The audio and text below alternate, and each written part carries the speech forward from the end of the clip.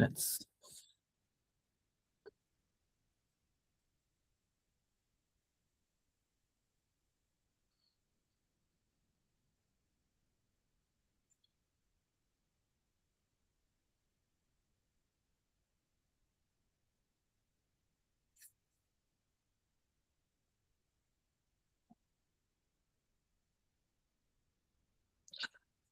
Good afternoon, everyone, and good morning, good afternoon, depending on where you are.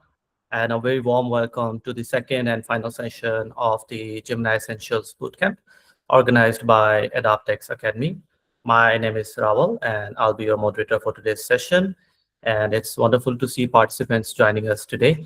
As you know, this bootcamp is the part of AI capacity building for workforce transformation and digital readiness under the AI Opportunity Fund for the Asia Pacific.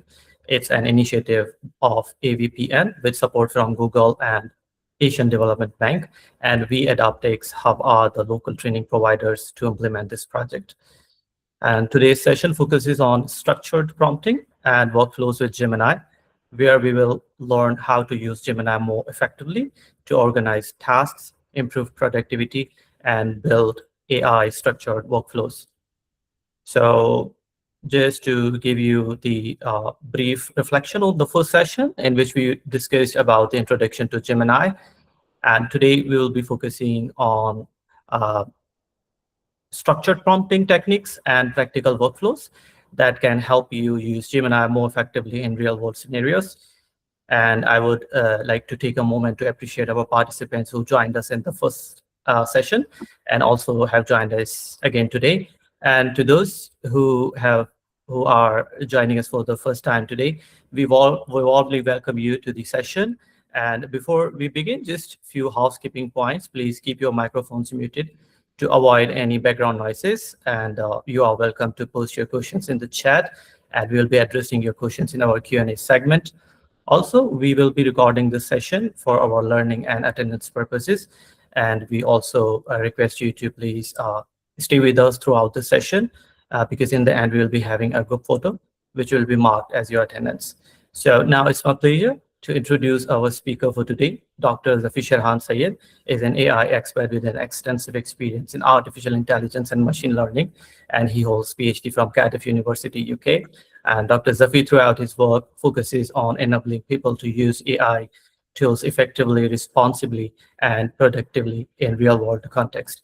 So we are honored to have him guiding us throughout this bootcamp. Please join me in welcoming Dr. Zafir Sayed. Dr. Zafir, the floor is yours. All right, thank you very much. Hello, everyone. I'll share my screen so that we can formally get started. Hopefully that should be visible now. Yes, Dr. Zafir is visible. All right, so let's get started. This particular session is about automation with Gemini. So we'll talk about some structured approaches in which we may want to automate stuff. Hopefully you'll have some ideas about what we can automate using chat assistants such as Gemini. And then we'll explore some of the newer tools that are available in Gemini. So to formally get started, this is part of the AI capacity building workforce for workforce transformation and digital readiness. This is essentially a set of course for 3 cohorts, which include students, education workforce, and healthcare professionals. The course is divided into 5 modules, which have been designed in a bespoke manner for each of the 3 cohorts. So to formally get started, you can think of AI as a software that essentially learns patterns from the data that is available to it and uses that data in order to make predictions or, for example, to generate content. So think of it that we provide data to the AI, and it's essentially learning just as human beings do, whether there are some patterns, whether there are some similarities that exist in data, just as, again, the way humans work. And on the basis of that, it would provide us results. Now, while the purpose of AI is indeed to mimic how human beings think, it doesn't really think from the direct perspective of human beings. So we mustn't really expect the AI to be mindful of equitability or empathy, etc. Now, there are two fundamental types of artificial intelligence. But before we venture into that, let's try to see what is AI and how is it different from the traditional automation that we already have. So the traditional automation is sort of rule-based, where the idea is that we already know what type of events can occur. And depending on the type of events that occur, we have a fixed set of outcomes. So for example, if event A occurs, then it has to be dealt with action A. Similarly, if event B occurs, then the outcome is kind of fixed as well. Now, this works when we are pretty sure about everything and no unknown event occurs. However, we know that's how things mostly are. So this is where AI can come in because it's kind of developing actions on the basis of data. So it's sort of data driven. And the way that it works is that it would analyze data, it would try to determine patterns from the data. If patterns are not directly available, it will learn patterns or derive patterns or hypothesize patterns. And on the basis of those patterns, it would develop actions, and it would be developing these actions in an adaptive manner. So in some sense, it's very useful because it's kind of a live and a bespoke changing of the outcomes on the basis of data. Essentially, it just learns from examples uh, of the actions which are occurring.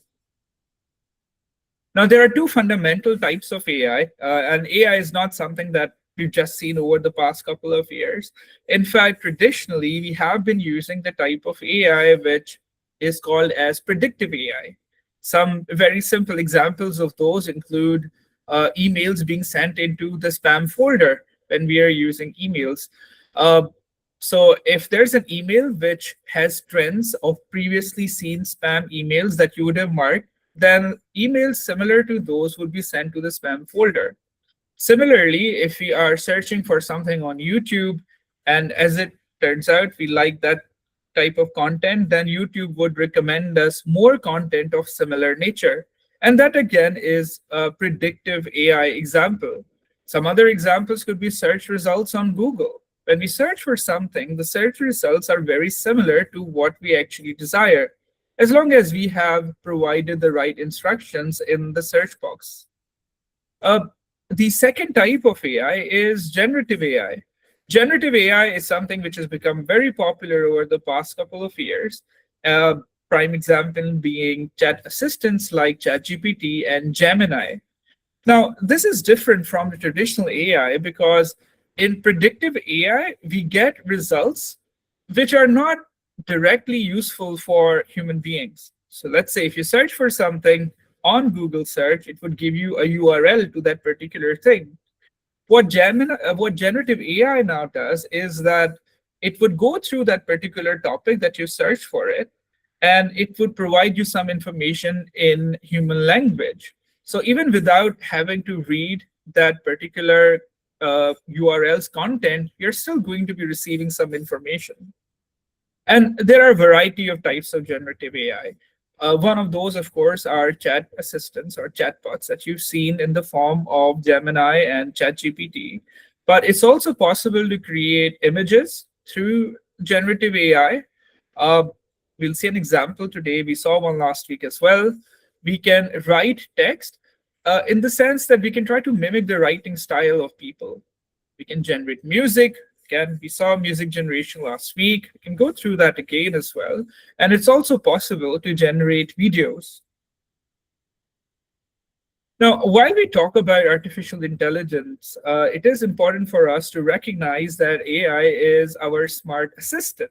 Now, some people may insist that it is better or beyond smart assistant, but framing AI as a smart assistant enables us to use it in a responsible manner. So if you think of AI as your helper, if you want to generate content, think of it as your drafting partner, which is very capable. But at the end of the day, if you think of it as a drafting partner, and then you say that, right, I need to be the one to decide whether this content is good or not, whether it is equitable, whether it has biases that I need to remove, or it is without biases, then it actually helps us use AI in a much more responsible manner. So apart from drafting, what AI could do is to summarize very long documents. You'll see that application today. So if you have a report which is several tens of pages, then we can summarize that. We can, if you have lecture notes, we can create flashcards from it. AI we could also use in the form of organizing information. So if the information is cluttered or they are just as data points or raw data, we can create dashboards of sorts in an automated manner without knowing how to create them ourselves through programming. So as long as we're thinking of AI as a decision maker, as not as a decision maker, us being the decision maker, then it would just be more useful and responsible use of artificial intelligence. The simple AI work loop is as follows. We typically provide it an input. Input could be a prompt or an instruction that we provide to the AI, or it could also be in the form of a document that we upload to it. AI would generate its draft, and draft would essentially be its own thinking, its own versioning of how things should be. After that is the essential step of reviewing the information generated. And this is sort of mandatory for all cohorts, whether you're a student or you're from the education workforce or a healthcare professional, we kind of need to review the output from AI. Modern AIs are pretty good at being mindful of responsible use. So if you're asking it for something which may not be very responsible, it will likely prompt you to that.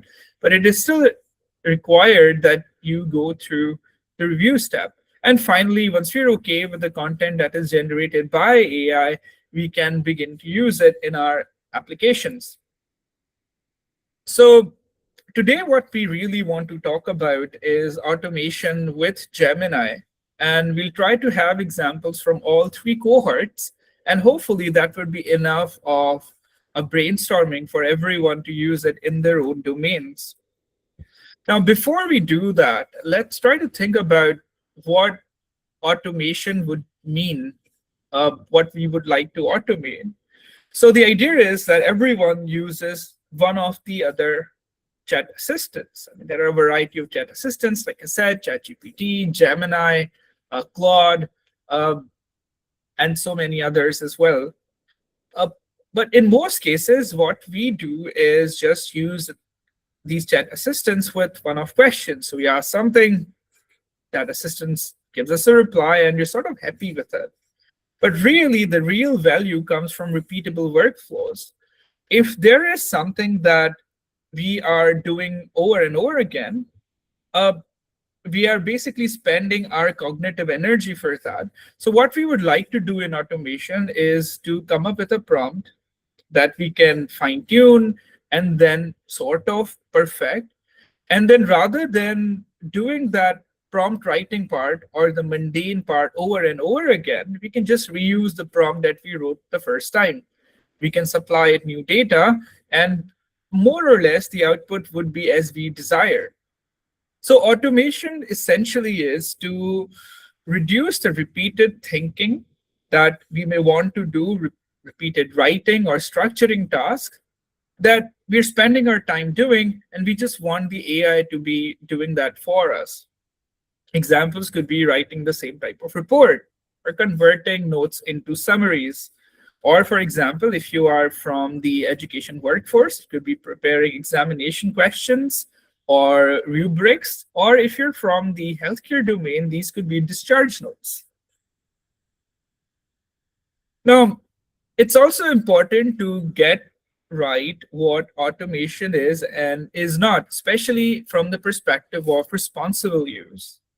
So by automation, we're not saying that professionals would be replaced. For example, if we are using AI to create MCQs or rubrics, we would still want someone from the education workforce to go through them because it's more than just the generation of these questions. Also, we wouldn't really like AI to be making autonomous decisions in critical cases such as healthcare. So It's not like AI is treating patients or teaching students. We're just using it to automate some of the mundane stuff.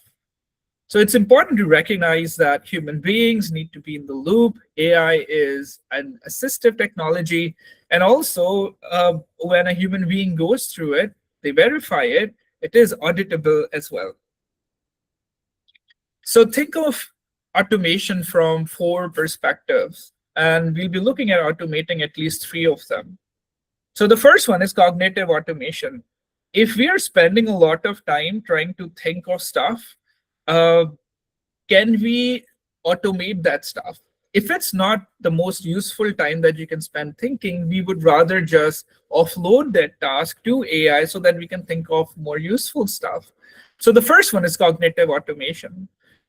The second type of automation that a lot of us use is automating or transforming content that we have. So for example, if we have to write some report over and over again, can we just use the AI to do so in a responsible manner, of course? And the third one is workflow automation, where let's say there are 3 or 4 different tasks that we do, and each of these tasks has now been automated through AI. Can we just chain them together? For example, through a chain of prompts. So that's something that we're going to be looking at. Now, it's also possible to do system level automation using agents and everything, but that's not something that we really want to be doing today. So let's think of cognitive automation.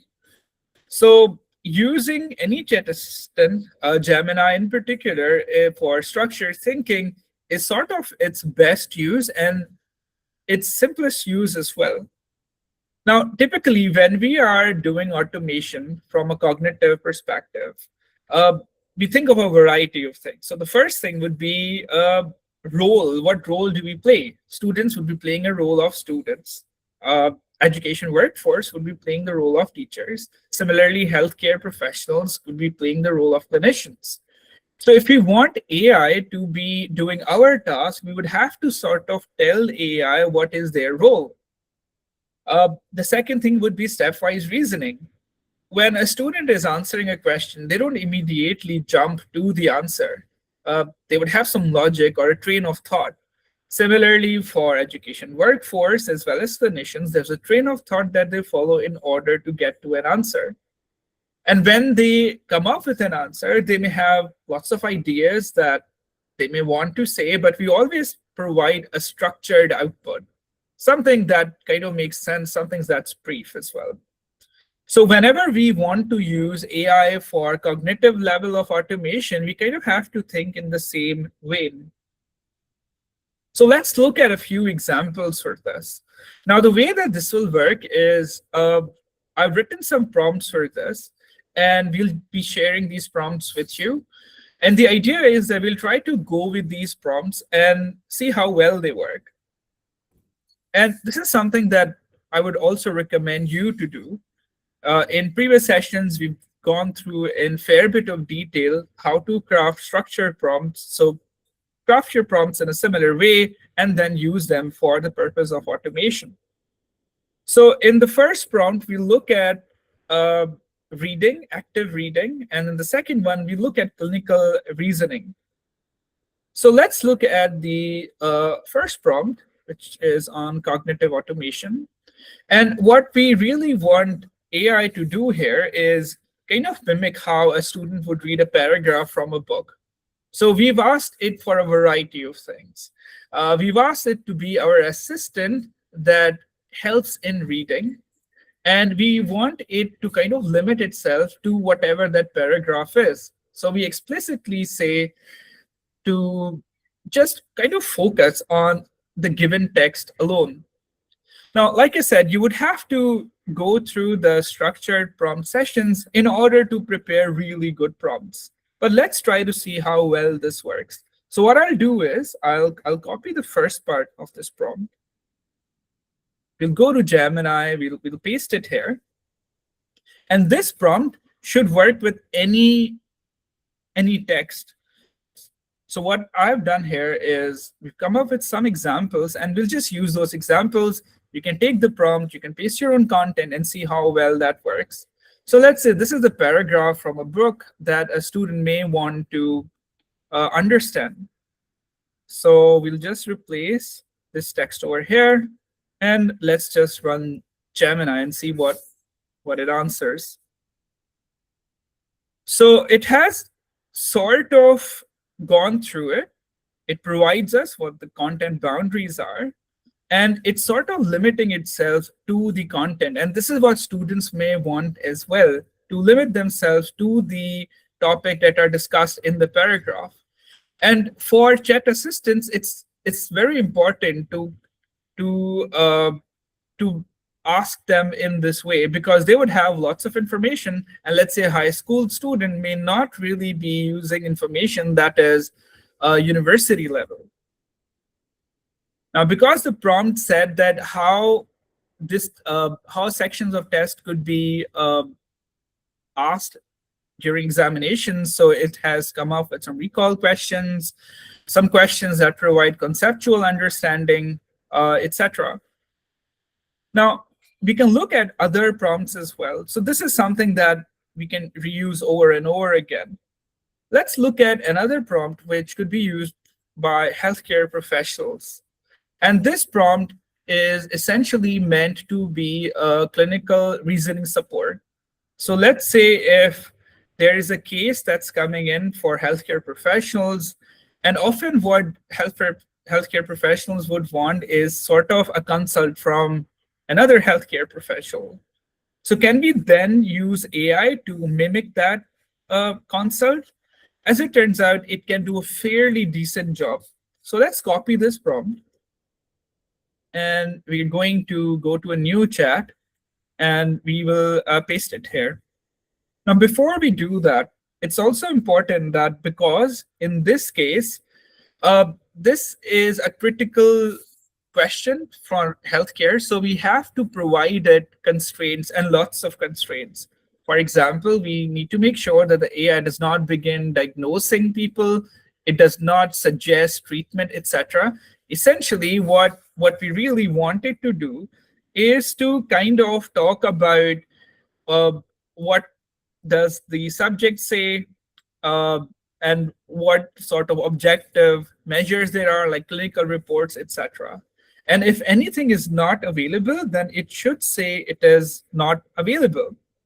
So now that we've copied it, we'll just paste the case report, and deliberately some information is being withheld from this report so that you see the responsible use of AI in action. So let's paste it over here. So for example, the first one we get is problem presentation. There are some red flags which are available. And we also get a good information regarding what has been stated and has not been stated. And what this AI would also do is to tell you information which may be useful in order to handle this particular case, but is not available. So it's going to ask those questions. Now, let's say for expert healthcare professionals who would already recognize that this information is not available, this is sort of a sanity check or a support tool. But for trainee clinicians, this sort of information could be very useful in order to help them learn about which other information is necessary in order to deal with this particular case.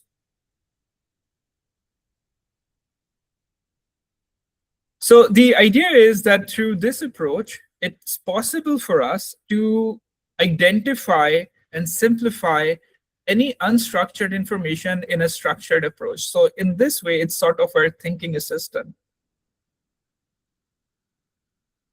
Now let's go for the second part.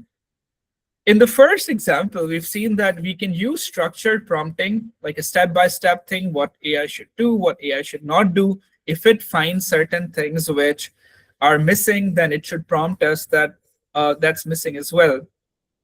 But in most cases, we don't really want to be typing everything. In most cases, we already have some document available to us, and we want AI to help us understand it in a better way. This task is mostly a language transformation where we have content or language in one form and we just want it to change in another form, which may be more useful to us. For example, it could be lecture notes, lots of slides, which we would like the AI to help us understand in a more simple way. So, for example, we may need a summary of it. Or if we have a summary that is available, then can we create presentation slides for it? Or for example, if we have lecture notes in the form of text, then can we use AI in order to generate MCQs? MCQs could be used by both students as well as the uh, education workforce cohort. For example, students could create their own MCQs and use them as practice questions, and teachers could use their own content in order to generate examinable questions, which again, they could do without using AI, but this just speeds up their their work. It could also be that we take in a technical report. For example, for example, guidelines from a healthcare organization regarding some disease out there, and we want to create material for the general public, sort of a public awareness material. So we could use AI in order to create such material, which can then be displayed for the general public. Maybe there's a new sort of flu that needs to be taken care of. Now, here we look at three different things. The first would be to take class notes and to create study material. The second thing could be to take class notes to create MCQs. And in the third one, we'll take in a clinical document information. So let's say some guidelines from a healthcare organization, and we want to separate between what are actions and which is just general information. Because if it's a very long document, you would want to focus on what needs to be done from the clinician perspective. Now, just like before, we have prompts for this, and we'll use those prompts because at the end of the day, the purpose in automation is not to begin crafting prompt for every task. You would like to have these prompts somewhere saved somewhere, even as a notepad that you can then reuse. So let's go for prompt number 3, which is for student. So to begin with, we are sort of providing it a role that you're helping a student convert an uploaded document, it could be lecture notes, handouts, etc., into clear, structured, exam-ready study material. And then there are a variety of things that we want to be careful of. For example, we want it to be of a certain format. We want it to follow guidelines. So, for example, that if a certain topic is discussed in limited detail, then these chat assistants should not extrapolate on that. It should not introduce new topics that are not already in the lecture notes. So again, the idea is that you need to provide structured thinking. And if you think about this, this is not really much different from how students would learn themselves. So let's copy this. And what you'll note is that this time around, I'm not going to paste any learning material directly in the chat interface. So let's run this. We've not provided it yet. And because we were providing it before, therefore, that's what Gemini was thinking.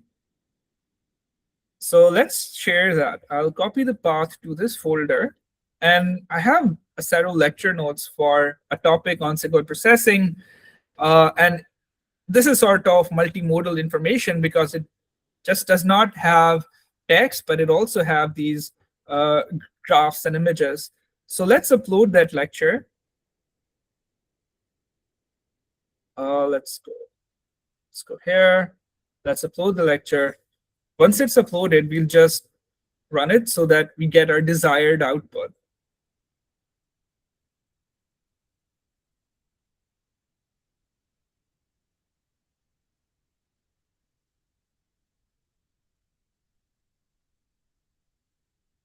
Now, it would follow the sort of headings that we wanted it to. We wanted a section on topic overview, we wanted a section on key topics, and at the end, we wanted some exam ready takeaways as well. So we have our topic overview, we have a set of key concepts, we have some important distinctions because in this particular lecture, there are some algorithms or some approaches which are being used at type as part of the process. We would have some benefits and pitfalls of those methods as well as exam ready takeaways. So the idea is that just as a student would summarize lecture notes, we can just create a prompt which can generate this information for students. Now let's look at the another example. And let's say this could be from the perspective of a teacher. So let's say these lecture notes were designed by the teacher, and now in order to evaluate students for this particular lecture, they would like to create some examinable questions like MCQs. So we'll copy this prompt. We can go to new chat, we'll paste the prompt again. It will again prompt us that we need to upload the document, which we can then do.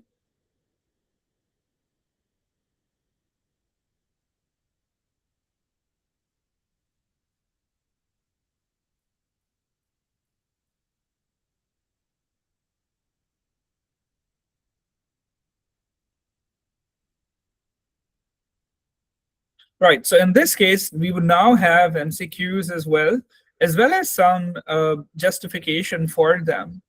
A bit later on, we'll go and use the canvas, which is available in Gemini. And you can see that we over there, we can sort of create interactive MCQs as well. So over here, we get some questions which can be given to students. Now, the benefit here is that in the prompt, we asked for a justification as well. So in this case, the benefit would be that the education workforce professional can actually look whether these MCQs were generated in a correct manner. That is, are they technically sound? And this is just part of the responsible AI use that we would like to focus on. Now, the last example for content automation is from the perspective of a healthcare professional. So what we want to do here is to provide a document. In this case, the document that we'll provide could be guidelines. For example, it could be guidelines for dengue virus. Now, it's a 160-page document, and some people may want to go through the entirety of it, but if you want to have a quick summary of it, we can use AI for this. So in this case, what we are doing is to perform document transformation from the perspective of healthcare professionals. Now, because there is a tendency of these AI that they can pull information from their knowledge base and present it as output to the user, therefore, we need to explicitly provide or limit what would be the source of information. So in this case, we're saying the only source of information is the uploaded document in this chat, and it really should not be using any other medical knowledge because we would not like to collate information which is not in the document. So let's go ahead and copy this. We'll go into new chat. And the reason why we are going into new chat is that for every chat, the questions that we are asked are sort of going into the memory for that particular chat, like a context of sorts. So every time we ask a different thing, which is especially unrelated, we sort of need to go for a new chat. So let's paste this. It will prompt us to provide the document. Let's provide it that document again.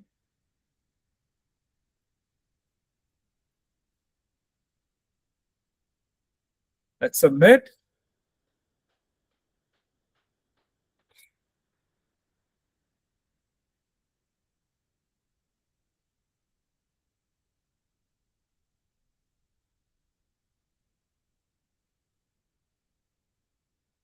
Right, so it's telling us which document it's working on. And on the basis of that, it sort of provided us the purpose of the policy, what are the core principles, definitions, and especially what are the action items. And this could be very useful for healthcare professionals if they sort of know what domain the document is about, but what do they actually need to do directly from a document which is 160 pages, which would probably take them quite a while to read and digest. So the idea is that we can create such a prompt once, and whenever there's a new policy document, we can just reuse the prompt for a new set of documents. And in most cases, it would provide structured information in the same way.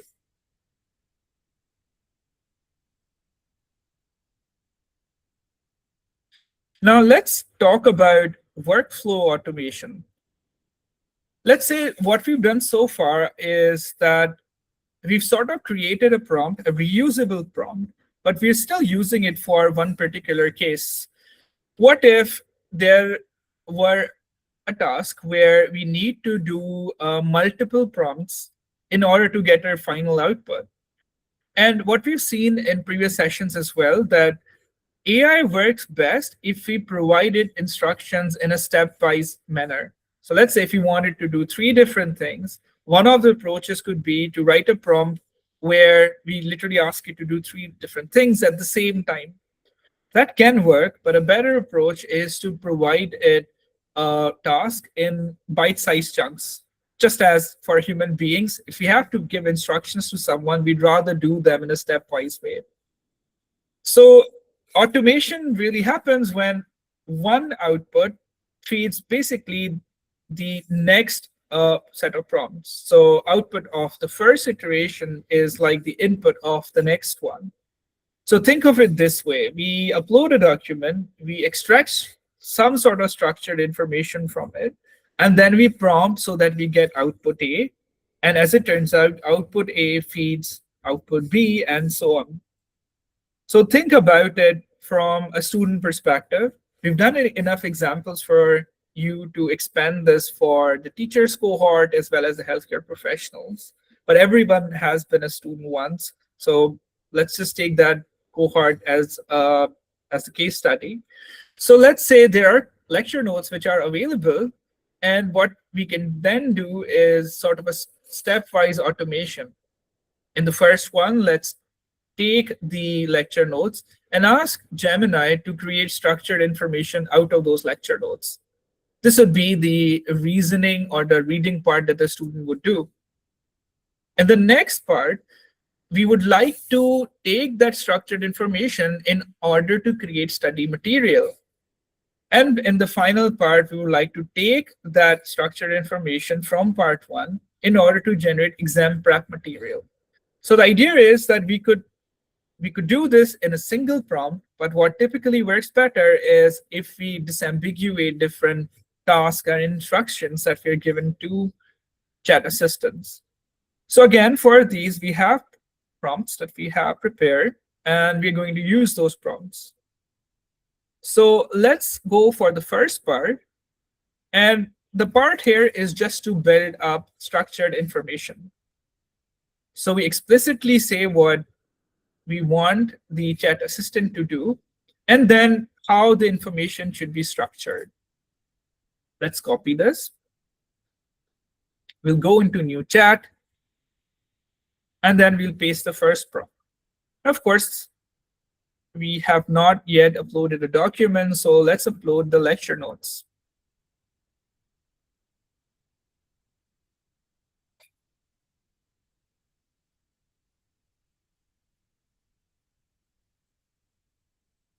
So while that's being done, let's look at prompt number 2.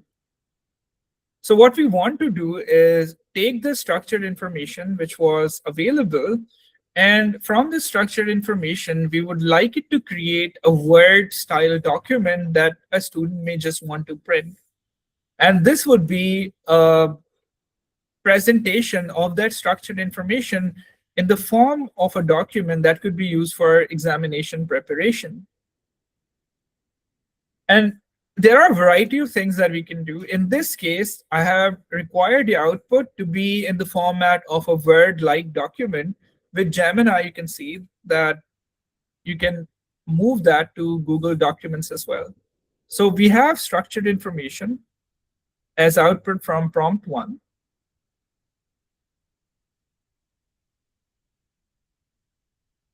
And sometimes this is structured information is essentially just bullet points.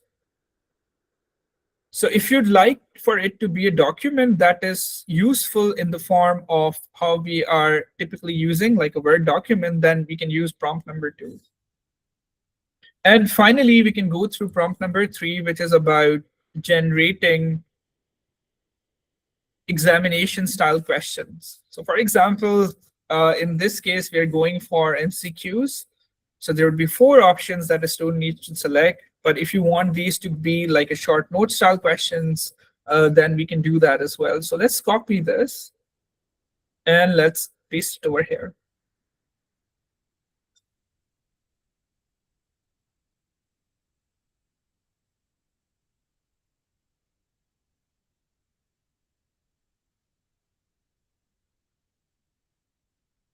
So the idea is that in this approach, if you already have a prompt, then you can feed these prompts with whatever lecture notes that are available, and you can basically generate study material for that particular topic.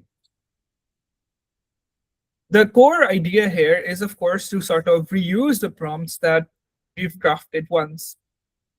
So from this first part, the key takeaways are follows. Automation essentially is structuring information that we already have with us. The main idea is sort of to alleviate some of the cognitive load and the time that we're spending on repeatable tasks. The idea is that if the task is mundane, then we can probably just replace our thinking with the thinking of AI. Now, chat assistants like Gemini would essentially just reorganize and reuse our work. And in all of these prompts, we've sort of ensured that ChatGPT or Gemini would just think from the perspective of the data that they're being provided. They should not extrapolate from the data that we are providing it. Also, the thinking are in levels. So the first one could be structured thinking, where it's basically just providing it some content as copy pasting. The second one, and the most useful one really, is to transform the content that's available.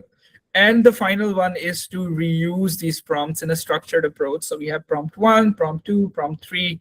And as we've seen, this typically provides us a better set of outputs. Now, there could be applications where we may just want to exploit new features which are available, let's say in these tools. And as it turns out, there are new features available in chat assistants almost every second month. So let's try to look at some of them, which could be automation in a different sense. So we can think of first is, what if we want to generate flashcards from our study material? And this is sort of available now. So what we can do is we can use the prompt which we had for creating structured information. And before doing that, I'll just go into the canvas mode and you'll see how that could be useful. So I'm pasting the prompt, which would take in my document, and then it would essentially just digest that document. So let's load that document.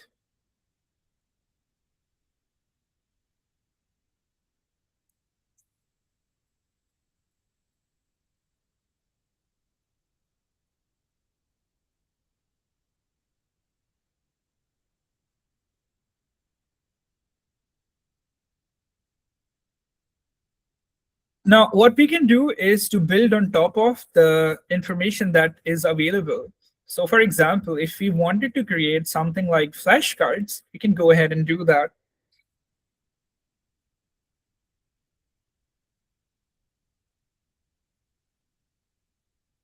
So some of these options which are now available in Gemini, you can think of it as things that students would want to do, which are sort of available through a user interface.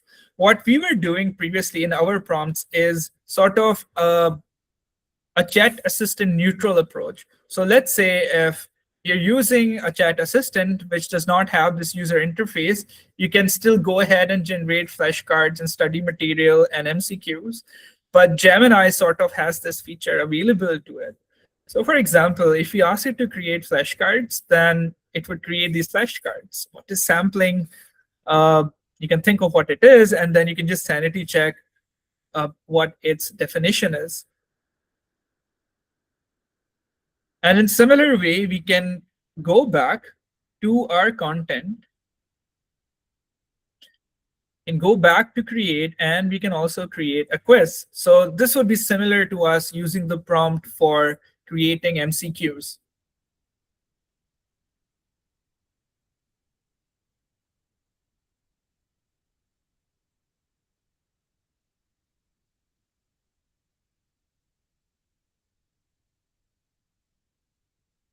So what it's done now is to create these MCQs, and you can think of answers, and then you can write over there. So even though there are tools available, for example, Gemini can create MCQs, I would like to emphasize that it's always a good idea to think of prompts first, because these are additional user interfaces which may or may not be in your chat assistant of your choice. So it's always a good idea to have these prompts, but there are some features which are available in newer chat assistants. So there are a variety of things that we can do. For example, if you wanted to create something else, then we can go back to the content that we generated, where we essentially just made sure that Gemini digested our lecture notes, and then we can create a variety of things. It's also possible for us to create an audio overview. So think of it as a podcast where two people are talking on this particular topic. I'm not really going to do that for this live session because it can take a while, but what I'd like you to do is to try this out yourself. So digest any document using the prompt. Let Gemini digest any document that you wanted to learn from. Create like a structured information, and then click on audio overview. It would basically create a podcast of sorts for that particular topic, which could be very interesting. What I would rather focus on is the another option which is available, and it's actually called as deep research. So let's say we are thinking about something, and it could be about the use of artificial intelligence in sports. So let's say we're interested in sports, we're interested in AI, and we would like to see where the two fields actually meet. So we can go and write something like this. I'm interested in learning how AI finds applications in sports, and let's say in particular, well, can you research for me use cases of AI in football? So the idea is that if we are thinking about a particular topic where we may not really have a lot of background knowledge in, we can actually use the deep research option in Gemini in order to get more information about it. Now, and what deep research would do, it would basically search the internet for resources where other people have talked about the use of AI in, for example, football. Now, there are a variety of models which are available. In this case, I would like to use the thinking problem because I'm framing this as a complex problem. So I'll click that. Let's go into deep research again, and then let's go for submit. So what Gemini would do now is that it would think about how this particular task could be solved, and it would try to come up with a research plan it would tell you what its plan is. If you want to edit it, you can, but let's just go ahead with it. So this is what it's saying it is going to do. It's going to conduct a broad search for current and emerging applications of AI in football or soccer. And it would go into a variety of things. So let's say that we're okay with its structure. If you are not happy with anything, or if you'd like it to look into another thing, you can just click on Edit Plan. And then you can sort of write about what you want. So let's say we're okay with it. You can write, looks good to go.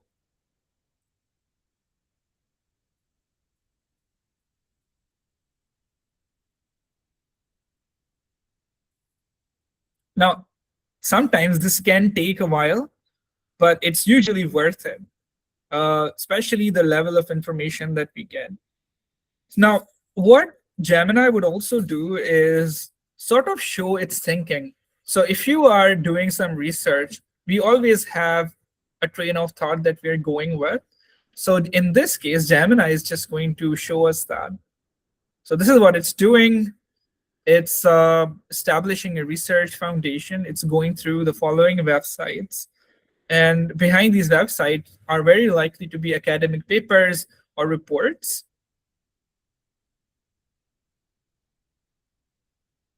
Now, of course, the thing is you sort of have to be a bit patient while it goes through the entire thing. And like I said, it is worth for us to do that.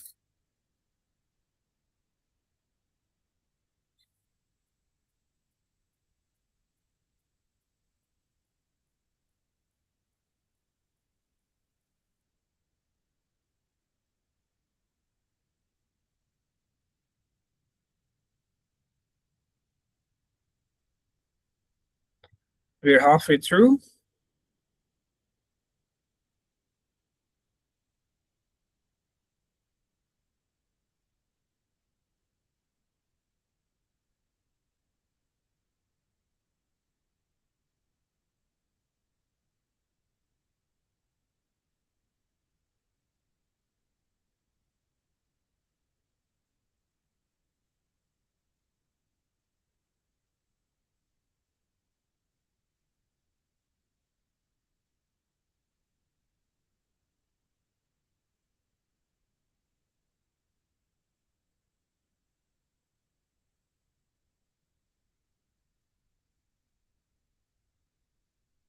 So if you're using some of the other models, which are sort of pro models, uh, which come with a subscription, then it's very likely you'll get faster results. But in this case, I am not subscribed to the pro models, so therefore the results are a bit delayed. It just takes a bit longer in order to digest the information.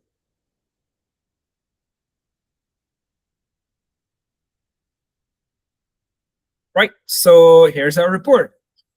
So what it's done is it's gone through a variety of resources, and on the basis of that, it has provided us sort of a research on this particular topic. So you could probably use this as healthcare professionals, for example, if you want to look into how a certain disease is being treated these days. From the teacher's perspective, if you want to think of new applications of in your particular domain, it could be something like AI in your particular domain. Similarly, for students, if you want to work on a science project, then you can come up with new ideas in this way. Now, the what we can do, okay, so let's keep thinking for a while. So what we can do is, on the basis of this information, we can generate a variety of things. If we want, we can create quizzes, we can create flashcards, or if you really don't want to read the entirety, you can create an audio overview from it. We can also create a web page. So let's say we want to create a web page out of it. I'll show you a couple of these options so that you know how we can use the create option in Canvas in order to essentially just create our desired output. So what it would do is that it would create the web page using code, and then it would manifest the web page to us so that we can see how it is.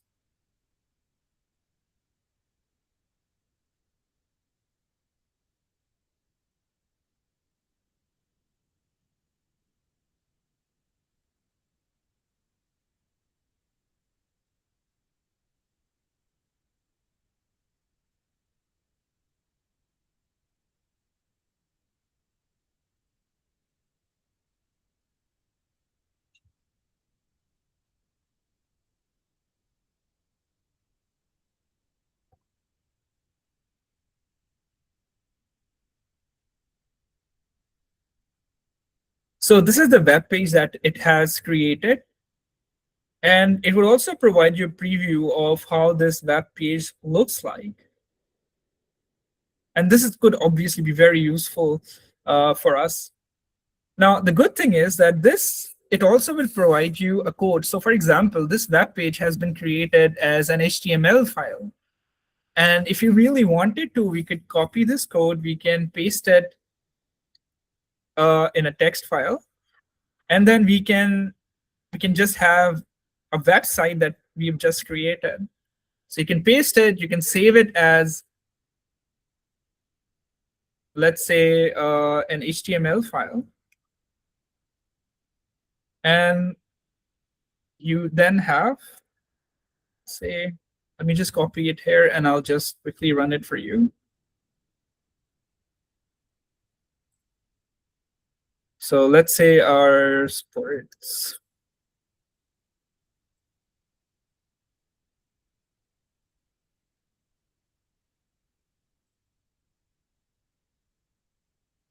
So let's open it with Edge. So if you think about this web page is now running locally because I use Gemini in order to generate code, and it's working really well. So the idea is that you can basically take Gemini and then you can do lots of stuff for it. Now, I suppose since we're running out of time, I'd like to do one last thing, and that is to generate an infographic. So I'll open this again. So the idea is that whatever is the structured information, we need to go through that again. And then we'll have this option of create, and I'll just create an infographic. And while it's being generated, if there are any questions that need to be answered, then we can Ravel. At the end, I'll just show you the output of the infographic. Thank you so much, Dr. Zofi, for sharing these insights. And today's session is very heavy, and there are a lot of things that we learn, especially it's really tricky that sometimes, and it's unspoken part that we don't understand the importance of limiting AI. So it's great. So let me take the questions. So the question is from Call, and the question is, are there any golden rules to keep in mind when creating prompts or steps to consider as you create your own? So there is an approach to structured prompting. There are essentially 5 steps that we need to follow. We have talked about it, I believe, in session number 2. Essentially, what we would like for the AI to do is to be mindful that it's just looking at the data that we are providing it so that it's not extrapolating on it. And we also need to have a variety of safety checks so that it's sort of sanity checking its own work. Apart from that, it's mostly okay, especially these newer tools would be mindful of the ethics associated. But I would still recommend that you just briefly go through that so that you can design prompt in a certain way. Thank you, Dr. Zafi. And yeah, so I'll just interrupt you for a while. So sure. What we did is just asked it to create an infographic of AI in football. And the idea is that it just created a poster of sorts. So for example, it's looking into a poster that you can present that, hey, there's something new which is coming in. And then Gemini could just go ahead and do that. So this could be a foundation of the next step that you do as a student or as a healthcare professional if you give it a topic which is related to health. And of course, there is a code for this. So it sort of prefers sometimes to generate this as an HTML file. But like I showed you, you can copy the code, save it as an HTML file, and then this poster is now outside. I mean, it's no longer on Gemini. You can use it outside of its interface as well. Any other question? So the floor is open for the participants. If you like to speak or if you like to write the questions, you can write in the chat box. Dr. Zafi, it was really interesting session, especially the HTML part, and maybe next time we will ask you to tell us how we can put it on GitHub. Yeah, sure. So as we are moving towards the end of the session, I would request everyone to please turn on your cameras so we can have a quick group photo.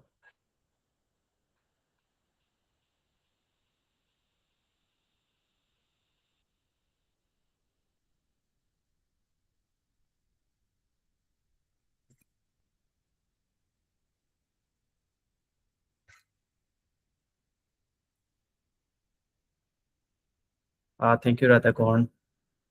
It's okay, Asif.